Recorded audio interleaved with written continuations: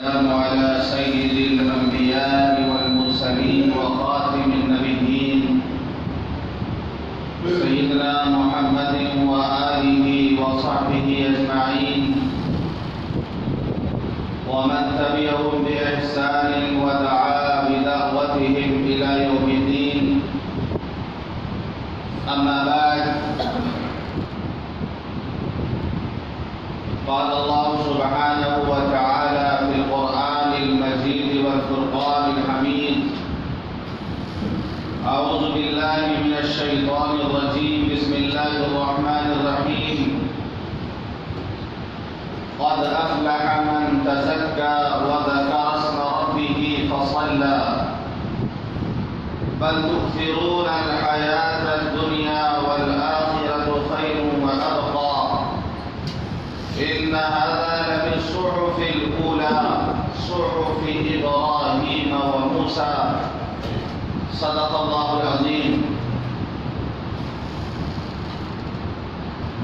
محترم بزرگوں، دوستوں اور دینی بھائیوں، بہت ہی عظمت والا، بہت ہی برکت والا مہینہ ہم پر سایہ فگن ہونے والا ہے.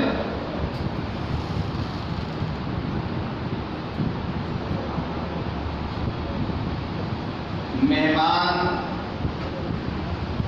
جتنا بڑا ہوتا ہے، مہمان جتنا اہم ہوتا ہے، اسی حساب سے اس کا استقبال ہوتا ہے.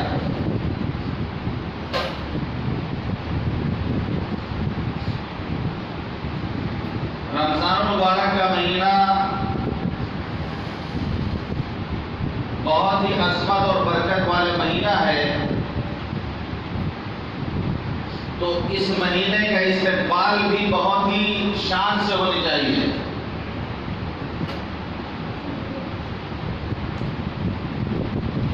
ایک استقبال تو وہ ہے کہ آدمی جلسہ کر لیتا ہے اور عنوان کر دیتا ہے کہ جلسہ استقبال رمضان، کہ ہم رمضان کا استقبال کر رہے ہیں، رمضان کو ویلکم کر رہے ہیں. لیکن حقیقی استقبال جو ہے وہ یہ ہے کہ رمضان مبارک کے آنے سے پہلے ہم اپنا نظام الاوقات بنا لیں. اس مبارک مہینے کا ایک ایک منٹ ضائع نہ ہو، برباد نہ ہو، ہر لمحے سے ہم فائدہ اٹھائیں.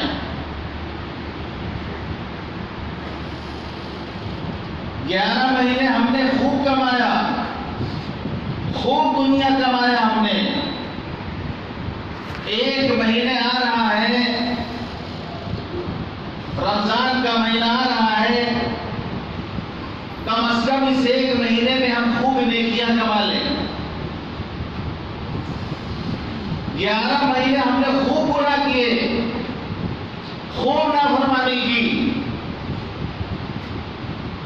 ایک مہینہ رمضان کا جو ہے اس میں ہم توبہ کر لیں، استغفار کر لیں، اللہ سے معافی مانگ لیں، گناہوں کا جو وائرس ہمارے اندر آ گیا ہے اس کو ہم صاف کر لیں.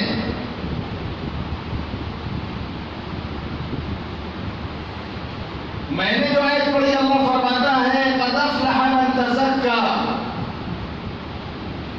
وہ کامیاب ہو گیا جس نے اپنا تزکیہ کر لیا،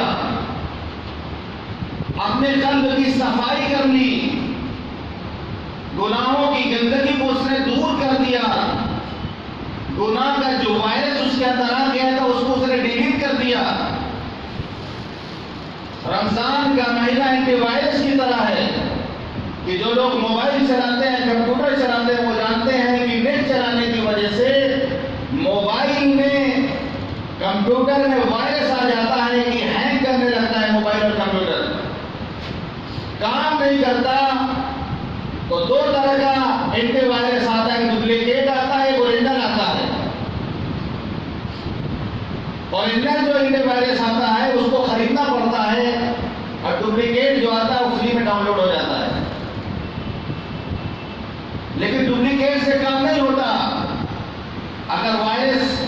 زیادہ ہے تو اینٹی وائرس اصلی والا خریدنا پڑتا ہے، پھر اس کو چلایا جاتا ہے تو وہ سارے وائرس کو ختم کر دیتا ہے، ڈیلیٹ کر دیتا ہے۔ تو رمضان المبارک کا مہینہ آ رہا ہے تاکہ ہمارے اندر جو گناہوں کا وائرس آ گیا ہے، اس مہینے کو گویا ہم اینٹی وائرس سمجھیں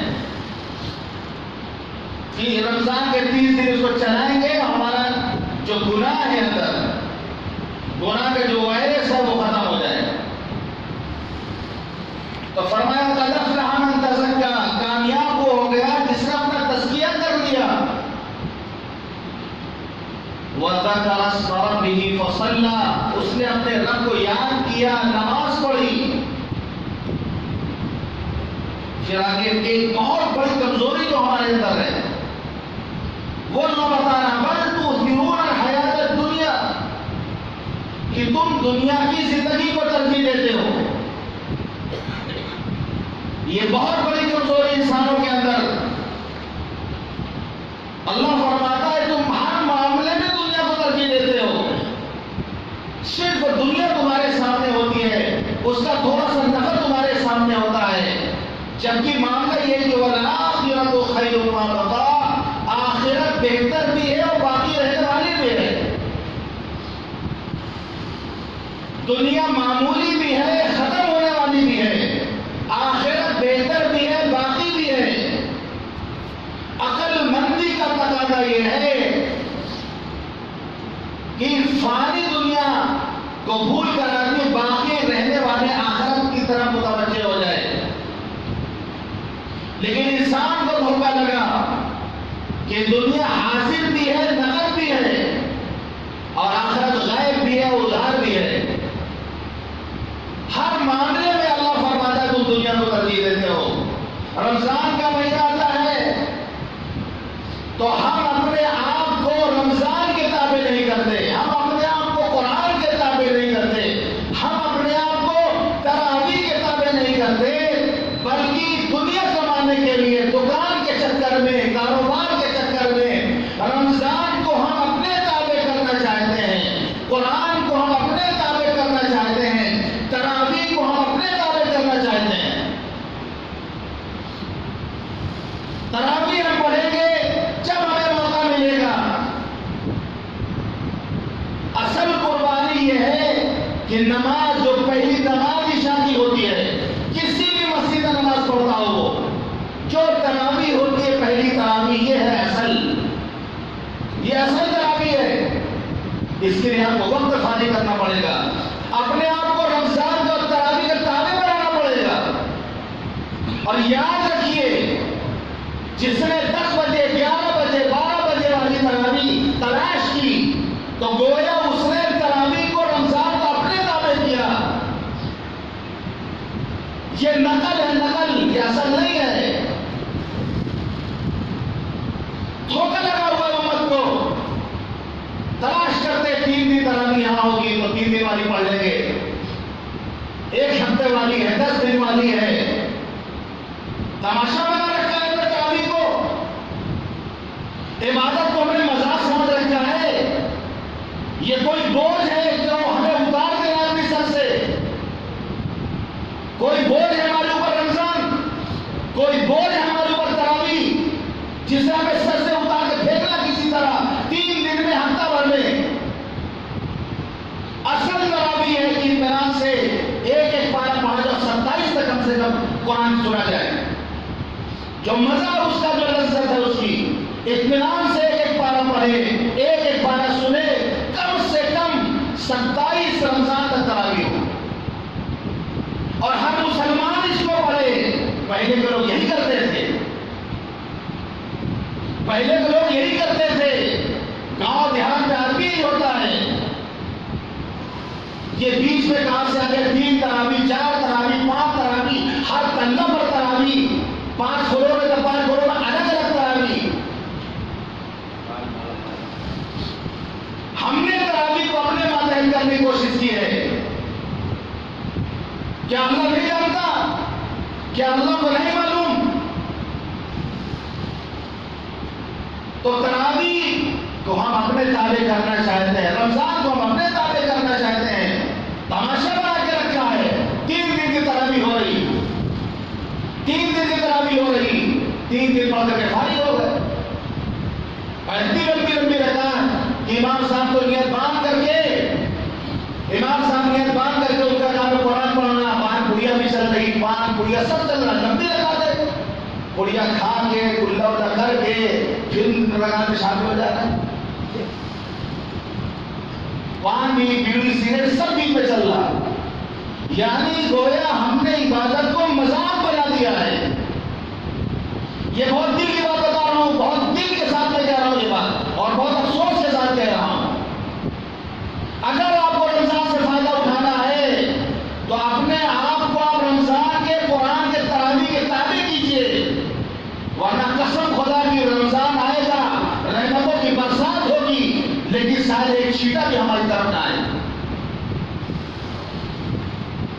جیسے کہ واقعہ میں نے پڑھا کہ ایک آدمی کے پاس ایک مرغی تھی، روزانہ وہ سونے کا انڈا دیتی تھی، روزانہ سونے کا انڈا اس کو ملتا۔ ایک دن اس نے دماغ لگایا، روز روز انتظار کرنا پڑتا ہے، ایک انڈے کے لیے انتظار کرنا پڑتا ہے، اس سے بہتر یہ ہے کہ مرغی کو کاٹ کے پیٹ سے سارا انڈا ایک ہی دن میں ہم باہر نکال دیں۔ اس نے مرغی ذبح کر دیا، ذبح کر کے پیٹ چاک کیا تو اس پیٹ میں انڈا نہیں، مرغی بھی مر گئی، روزانہ جو سونے کا انڈا ملتا تو بھی ختم ہو گیا۔ صرف لالچ کے چکر میں کہ روز روز کون کرے، ایک دن میں چھٹی مل جائے گی، ایک دن میں نفع کما لیں گے۔ کون روز روز تراویح پڑھے گا؟ 3 دن والی پڑھ کے چھٹی کر لیں گے، ہم نے 10 دن والی پڑھ کر چھٹی کر لیں گے، 15 دن والی پڑھ کر چھٹی کر لیں گے۔ یعنی ہم نے مذاق بنا لیا ہے اپنے عمل سے، ہم اسلام کی روح کو نہیں سمجھ پا رہے، ہم عبادت کی روح کو نہیں سمجھ پا رہے ہیں کہ اللہ ہم سے کیا چاہتا ہے۔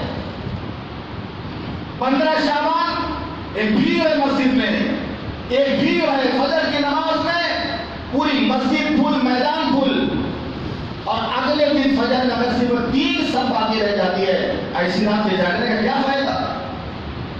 دھیرے دھیرے کم ہو، لوگ چھت والے کم ہو، تالاب والے کم ہو، دھیرے دھیرے دھیرے دھیرے اللہ، چلو پھر بعد میں اندر والے بھرے ہوں، دھیرے دھیرے 1 3 4 سب رہ جائے تو چل ہو سکتا ہے کہ رات بھر ہم نے اللہ سے مانگا، رات بھر ہم نے عبادت کیا، معاملہ یہ ہوتا ہے دوسرے دن سارے نمازی بھاگ جاتے ہیں سوائے وہی پرانے جو سال بھر پڑھتے ہیں۔ معلوم یہ ہوا کہ امت نے فیصلہ ہی نہیں کیا کہ کل سب اپنے آپ کو بدلنا ہے۔ ابھی تو ہم نے نیت ہی نہیں کی کہ 15 شعبان کی رات ہم جاتے ہیں، ہم نے یہ نیت ہی نہیں کی کہ کل سے ہمیں نمازی پابندی کرنی۔ جیسے برسات کے موسم میں برسات، جاڑے کے موسم میں جاڑا، ہم نے جو ہے اسلام مذہب کو کوئی موسم کا مذہب سمجھ رکھا ہے کہ شب قدر آئے گی تو جاگ لیں گے، شب برات آئے گی تو جاگ لیں گے، ورنہ غائب ہو جائیں گے مسجد خالی کر کے۔ امام صاحب دعا کریے، امام صاحب دعا نہیں کے بدل میں کیا امام صاحب دعا کرے؟ کیا اللہ سے کہے کہ اللہ تعالیٰ یہ دعا مجمع آیا ہے، یہ کل سے پھر بھاگ جائے گا، ایک بھی اس میں سے کل فجر میں دکھائی پڑے گا؟ کیا اللہ سے امام صاحب دعا میں کہیں گے؟ جب نیتی ہم نے نہیں کی، وہی پرانی زندگی، وہی بے ڈھنگی چال، جب ہم نے اپنے آپ کو بدلنے کی کوشش ہی نہیں کی، یہ ہمارا مزاج بنتا جا رہا۔ جو غیر ضروری چیزیں ہیں، جس کا ثواب کم ہے، جو ضعیف درجے میں ہے، اس پر عمر بہت عمل کرتی ہے۔ نماز فرض ہے پوری زندگی کے لیے، نہیں پڑھتے لوگ، 15 شعبان میں اگر جا کے تو نفل ہے، اس کے لیے جان دیے ہوئے ہیں،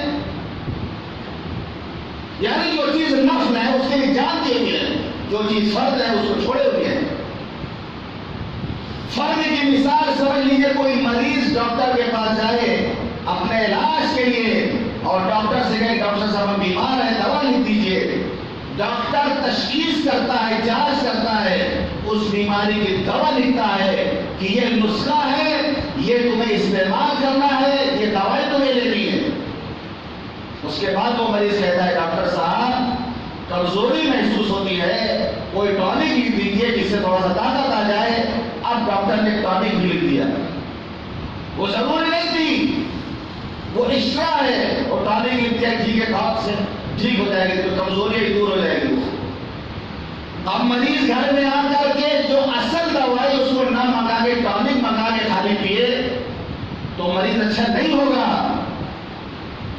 کیونکہ جو مرض ہے اس کے علاج ہی نہیں کر رہا، وہ تو ٹانک پینا سوچ رہا ہے کہ ہماری طبیعت اچھی ہو جائے گی۔ یہ فرائض جو ہے، چاہے وہ نماز ہو، روزہ ہو، زکات ہو، حج ہو، یہ اصل نسخہ ہے جس کو ہمیں اپنانا ہے۔ اور جو راتیں بیچ میں آ جاتی ہیں، نوافل ہیں، اس کی مثال ٹانک کی طرح ہے کہ بھائی یہ اس طرح چیزیں ہیں، اس سے ہم فائدہ اٹھا لیں، ہماری روح مضبوط ہو جائے گی، لیکن اصل نسخے کو ہم چھوڑ دے رہے ہیں، اصل نسخے کو ہم چھوڑ دے رہے ہیں۔ اور یاد رکھیے کہ ہم نے جان بوجھ کے دعا نہیں کی تھی، یہ میں بتا دے رہا ہوں آج۔ ایک تو وجہ میں نے بتائی، دوسری وجہ یہ ہے کہ شاید لوگ یہ نہ تصور کرنے لگے کہ جیسے کہ شب برات میں قبرستان جانا لوگوں نے ضروری سمجھ لیا ہے کہ اگر قبرستان نہ گئے تو گویا شب برات ہی نہیں ہوئی ہماری۔ اسی طرح کا یہ نہ سوچنے لگے کہ فجر میں دعا کرنا بھی شب برات میں داخل ہے، دعا کرنا بھی داخل ہے، وہ بھی بہت ضروری ہے، اس لیے نہ آگاہ کر دیا جائے تاکہ لوگ اس کو ضروری نہ سمجھیں۔ تو اللہ فرماتا ہے بل تؤثرون الحیات الدنیا، ہر معاملے میں تم دنیا کو ترجیح دیتے ہو۔ تو سب سے پہلے ہم رمضان کی تیاری کریں اور اپنا نظام الاوقات بدلیں، اپنا نظام الاوقات بدلیں، ہم اپنے آپ کو مجاہدے کے لیے تیار کریں، ہم اپنے جسم سے کہیں کہ تمہیں تھکنا ہے، سال بھر بہت سو چکے، سال بھر تم نے بہت آرام کر لیا، ایک مہینہ تمہیں تھکائیں گے۔ جس طریقے سے جب کوئی سیزن آتا ہے تو بزنس مین لوگ، کاروباری لوگ اپنے آپ کو تھکاتے ہیں ایک مہینہ کہ ابھی لگن چل رہی ہے، ابھی شادی بیاہ کا مہینہ چل رہا، لگن چٹی ہوئی ہے اور ہمیں جو ہے راتی محنت کرنا کمانے کے لیے۔ حضور پاک صلی اللہ علیہ وسلم کے بارے میں بتایا جاتا ہے عام دنوں میں عام راتوں میں آپ کا یہ معمول تھا کہ اتنی عبادت کرتے تھے، اتنی نماز پڑھتے تھے کہ آپ کا پیر سوج جاتا تھا، ورم آ جاتا تھا، اتنی لمبی لمبی رکعتیں پڑھا کرتے تھے آپ پورے سال کہ پیر میں ورم آ جاتا تھا۔ اور رمضان کا جب مہینہ آ جاتا تھا تو پوری رات آپ شب بیداری فرماتے تھے، پوری رات آپ مجاہدہ کرتے تھے۔ پورے سال آپ کا معاملہ یہ تھا کہ اتنا طویل قیام ہوتا تھا، عبادت ہوتی تھی کہ پیر میں ورم آ جاتا تھا، اور رمضان میں اس سے زیادہ۔ تو ہمیں بھی تو چاہیے، ہم امتی ہیں، کہ رمضان میں ہم اپنے آپ کو تھکائیں۔ بہت سے لوگ ہیں کیا یہ کون مجاہدہ کرے، 20 رکعت تراویح 8 رکعت اور پڑھ کے سو چل گیا۔ مجاہدہ والا مہینہ ہے رمضان کا مہینہ، 20 کے بجائے 8 پڑھ کے سو جائیں گے، جلدی سو جائیں گے، شارٹ کٹ میں ہو جائے گا۔ تو مجاہدہ کہاں رہا؟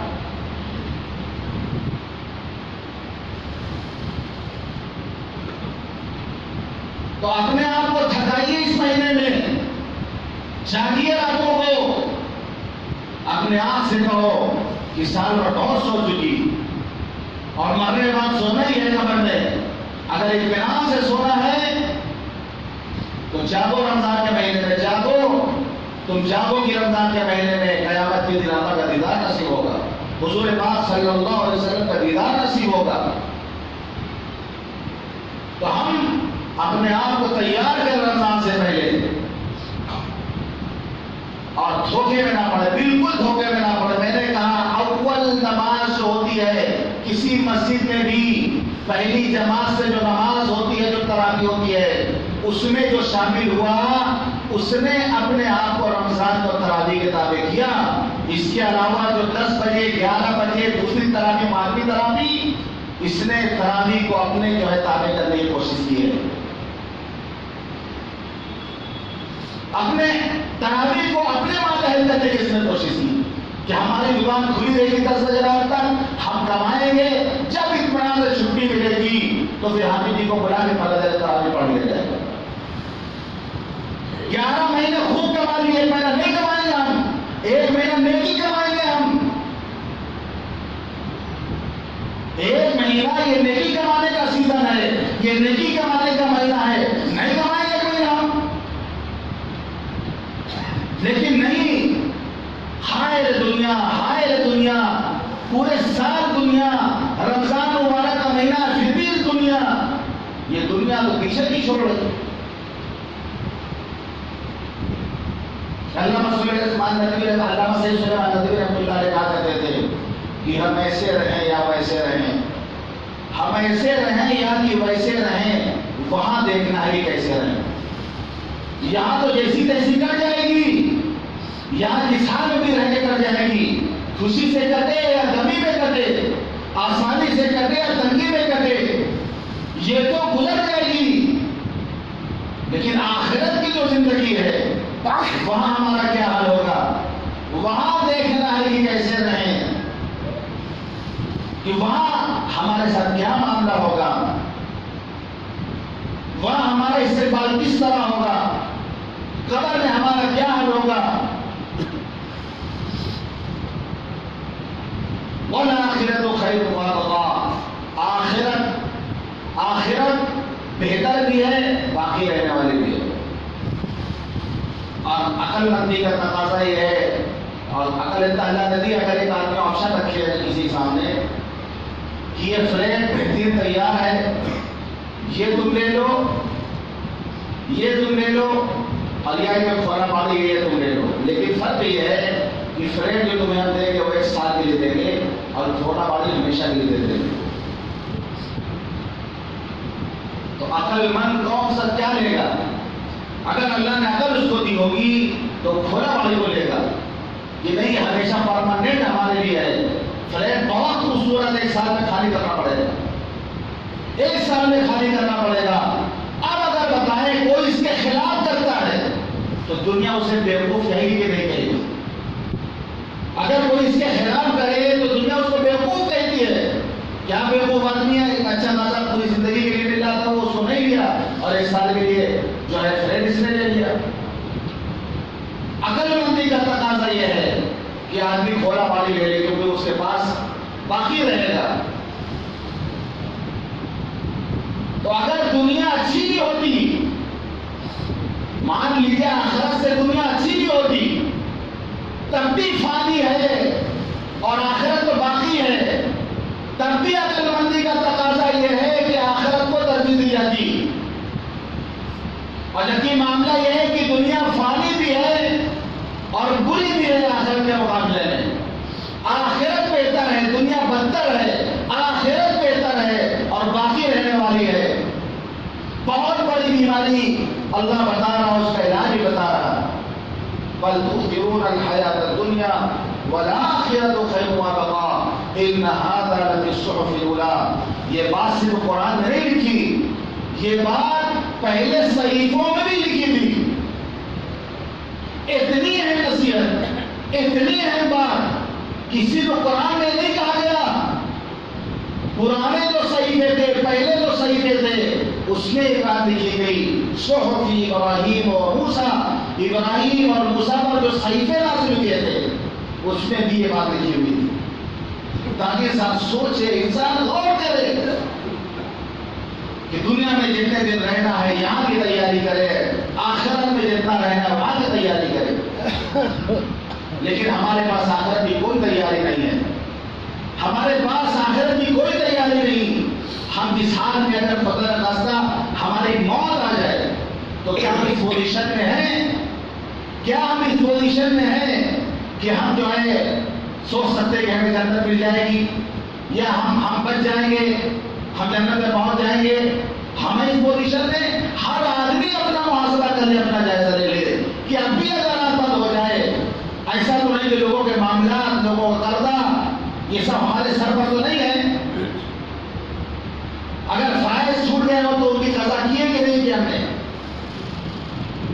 گناہوں سے توبہ کیا کہ نہیں کیا؟ تو شاید ہم میں سے 99% لوگ ایسے جو آخرت کے لیے تیار نہیں ہیں، جن کی آخرت کے لیے کوئی تیاری نہیں ہے، لیکن کل کیا کھانا، پرسوں کیا کھانا ہے، بلکہ رمضان میں میں کیا کیا بنے گا، بہت سے گھر پہ سامان آ چکا ہوگا۔ عقل مند انسان ہے، انسان عقل مند ہے، دنیا کا ہمارا تیاری کرتا ہے پہلے سے، وہ برسات آنے پہ چھاتا خرید لے گا، جام آنے سے رضائی بھروا لے گا، جو ہے کمبل خرید لیتا ہے، وہ اندھیرے کے لیے پہلے سے موبائل میں ٹارچ وغیرہ دیکھ لیتا ہے، ایسے کام کا انتظام کر لیتا ہے۔ عقل مند انسان پوری تیاری کر لیتا ہے، پہلے سے کون سا تیاری کرتا ہے، لیکن صرف دنیا کے معاملے میں، آخرت کے معاملے میں انسان خود کو بن جاتا ہے۔ آخرت کے بارے میں اس کی عقل کوئی کام ہی نہیں کرتی، پھر آخرت کے بارے میں اپنی عقل کو نہیں لگاتا پھر یہ۔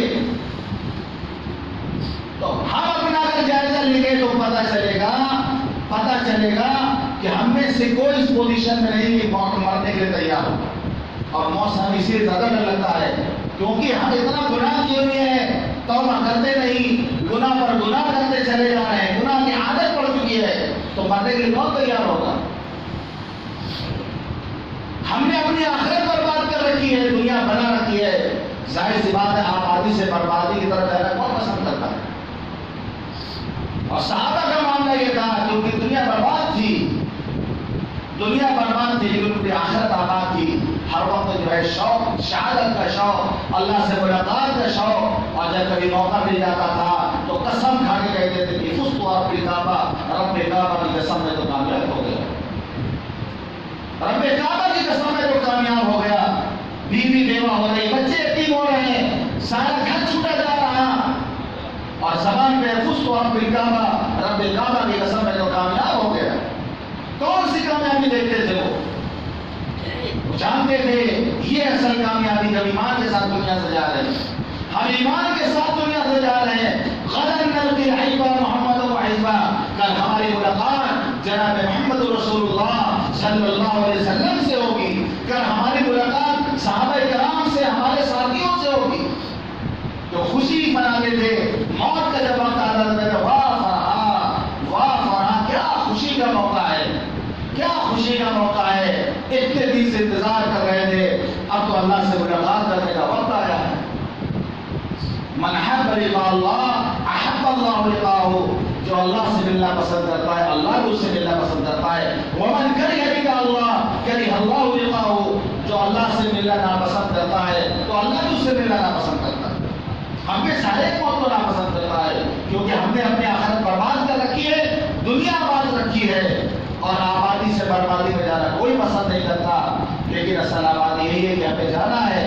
ایک فقیر سے کسی نے پوچھا راستے میں، یہ بتاؤ کہ آبادی کہاں ہے؟ اس نے اشارہ کر دیا سیدھا جو راستہ جانا، یہ جاؤ گے آبادی مل جائے گی۔ جب وہ آدمی گیا وہاں جو ہے قبرستان ملا اس کو، واپس آ کے فقیر پر ناراض ہونے لگا کہ میں نے تم سے آبادی پوچھی تھی، تم نے قبرستان کا راستہ بتا دیا۔ تو فقیر نے کہا کہ اصل آبادی تو وہی ہے، اسی کو آباد کرنا ہے ہم لوگوں کو چل کر کے، یہ تو دھیرے دھیرے ختم ہوگا، آباد تو قبرستان ہوگا۔ تو میرے بھائیوں، یہ رمضان مبارک کا مہینہ آ رہا ہے، اس کا ہم استقبال کریں، مہمان کی قدر کریں، مہمان جتنے دن ہو اس کی قدر ہم کریں، نہ قدری نہ کریں مہمان کی، اس کی قدر کریں، اپنا نظام الاوقات صحیح کریں، عہد کریں آپ کہ انشاءاللہ ہم اپنے آپ کو رمضان قرآن تراویح کے تابع کریں گے، ہم رمضان کو تراویح کو اپنے تابع نہیں کریں گے۔ یہ ایک مہینہ اللہ سے لینے کا مہینہ ہے، ہم اس میں خوب عبادت کریں گے، دکان میں تالا ڈال دیں گے، مرنا ہے ہمیں، اس دنیا سے جانا ہے ہمیں، آخرت کے لیے ہمیں پونجی جمع کرنی ہے، آخرت کی ہمیں تیاری کرنی ہے، اس دنیا میں رہ کر کے۔ یہ مقدس و مبارک مہینہ آ رہا ہے، یہ حسین لمحات آ رہے ہیں، اللہ کی رحمت برسات کی طرح، اللہ کی رحمت برسات کی طرح برسے گی، تو ہم اپنے برتن کو جو ہے مانج کر کے تزکیہ کر کے اور اس کو سیدھا کر کے رکھ دینا ہے۔ برسات بہت ہو رہی، برتن الٹا رکھا ہوا ہے، بارش ہو رہی، برتن ہی ہم نے اپنا سیدھا نہیں کیا، برتن الٹا کر کے رکھا ہے تو اس میں پانی نہیں آئے گا۔ لیکن اگر سیدھا کر لیں گے تو چھوٹا ہو یا بڑا برتن پانی کچھ تو کچھ آ جائے گا، سب سے پہلے ہم دیکھیں کہ برتن ہمارا الٹا ہے کہ سیدھا ہے. برتن کو جو ہے سیدھا کریں. کیسے پتہ چلے گا؟ اللہ فرماتا ہے فی ذلک لذکرى لمن کان لہ قلب. قرآن میں نصیحت ہے اس کے لیے جس کے اندر دل ہے. جس کے اندر دل ہے. او القى السمع کان لگا کے سنتا بھی ہے. وہ قرآن کو کان لگا کے سنتا بھی ہے. وہو شہید اور حاضر بھی رہتا ہے. یہ تین بات فرمائی گئی. دل ہے, کان سے سنتا ہے اور حاضر بھی رہتا ہے. یہ تین ہوگا تو برتن سیدھا ہے. اگر یہ تین نہیں ہے تو سمجھ لو برتن ہمارا آمدہ رکھا ہوا ہے. اب کیسے؟ تراویح جب ہم پڑھیں گے تو سب سے پہلے دل ہمارا لگا اس میں. تراویح کی تیاری کریں, دل لگا ہوا ہو. پھر اب السمع کان لگا کے سننا بھی ہے. کان لگا کے سننا بھی ہے.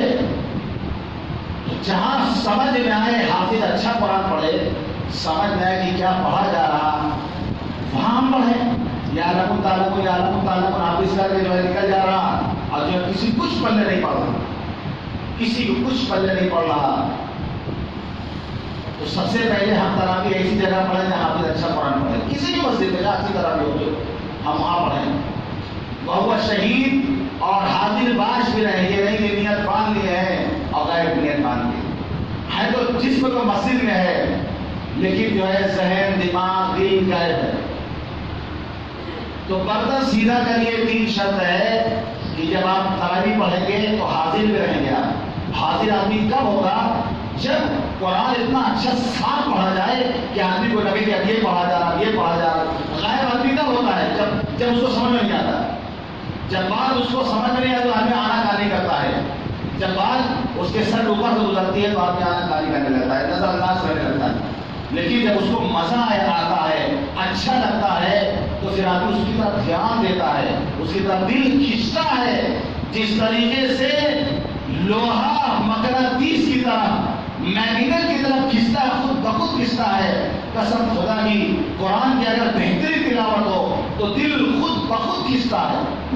یہ کوئی صرف ایمان والوں کا نہیں, ہر انسان کا دل کھینچے گا اس کی طرف. اللہ نے قرآن میں مقناطیس رکھا ہے, میگنیٹ اس کے اندر ہے جو دلوں کو اپنی طرف کھینچتا ہے. تو قرآن اگر عمدہ آواز میں پڑھا جائے تراویح میں تو لوگوں کا دل کھینچے گا اس کی طرف. پھر آدمی سنے گا بھی اور متوجہ بھی ہوگا اور وہاں حاضر بھی رہے گا. تو رمضان سے پہلے یہ ضروری کام ہے ہم کر لیں. رمضان کے مہینے میں ایک لمحے کو ہم غنیمت جانیں گے. نمبر 2, گناہ نہیں کرنا ہے. نمبر 2, عبادت چاہے کم ہو جائے لیکن گناہ بالکل نہیں کرنا ہے. گناہ بالکل نہیں کرنا ہے. گانا بالکل نہیں سننا ہے. فلم بالکل نہیں دیکھنا ہے. اسی طریقے سے بے حیائی نہیں کرنی. یہ نہیں کہ مطلب آنکھوں کو آزاد چھوڑ دیا, اب جس کو چاہیے دیکھے. آنکھوں کو کنٹرول میں کرنا ہے. استغفار کی کثرت, درود شریف کی کثرت, روزانہ طے کر لیں کہ ہمیں روزانہ اتنا قرآن پڑھنا ہے. یہ نظام بنا لیں. اللہ سے خوب مانگیں, راتوں اٹھ کے مانگیں. جس وقت سحری کے لیے اٹھتے ہیں اس وقت جتنی رکعت ہو آسانی سے پڑھ سکتے ہیں, پڑھ کر کے اس وقت اللہ سے رو کر مانگیں. امت کے لیے مانگیں, اپنے ملک کے حالات کے لیے مانگیں.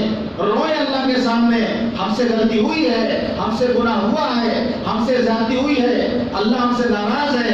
جب یہ ہمارے ساتھ یہ حالات ہیں, یہ مسائل ہیں, یہ رمضان کا مہینہ ہے, 30 دن اللہ کے سامنے راتوں کو روئے بلک کر کے اللہ سے معافی مانگے.